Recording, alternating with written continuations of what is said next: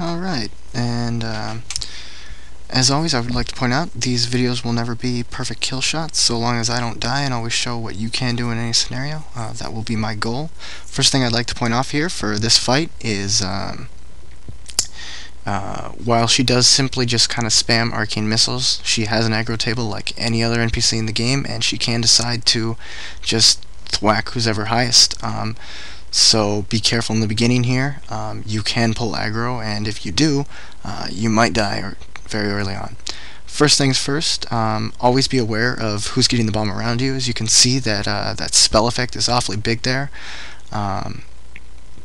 Always just keep DPS on the boss, but try and swing around as far away as possible. So you'll see me, the person's up north, I'm backing down south,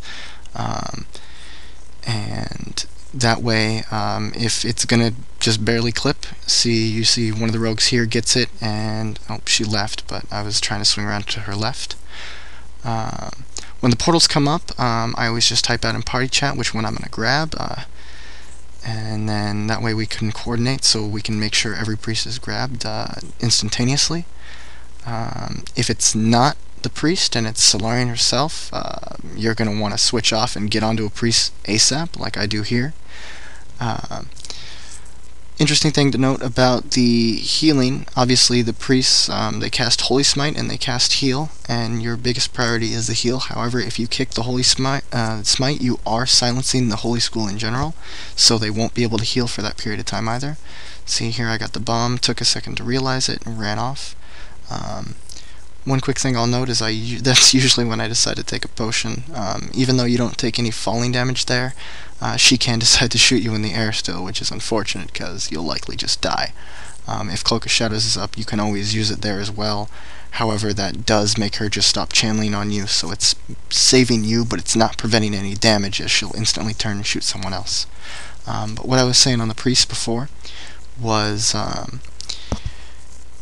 if heals get through, it really just means people are being lazy. There's plenty of ways to interrupt. A rogue can interrupt up to 4 or 5 on their own in a row. Kick, followed into kidney shot for the next heal. Kick is back off of cooldown. Gouge the next. It'll interrupt even if they've got other damage on them, and they are susceptible to blind as well. And all of those will just interrupt. Here, when the guards come out, try not to stand too close. They do get instant face aggro on some of the first people they see, and it's not a zero amount. You'll see it sticks on through healing, it sticks on through like the first few blasts of AoE. So always be a little bit of ways away from the portals, and I don't even bother DPSing them. I won't be able to get off enough. Sometimes I might throw in like a ranged weapon or something, but my priority is the priests. Once those are down, you just go right back on the boss, let the AoE finish off anything else. Nothing particular else to note for this last bit here until she switches over into Voidwalker mode. She does that at 20%. The first thing to note is as soon as she switches here, she does drop aggro, so it's not very apparent, but I do stop for just a second to make sure she's on the tank. Oops, you can see me swinging around there when that person gets the bomb. Okay, and she's about to switch here.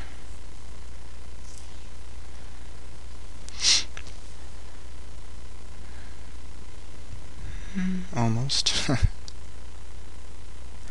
Alright, so once I see that it's on call, our main tank, I just go to town.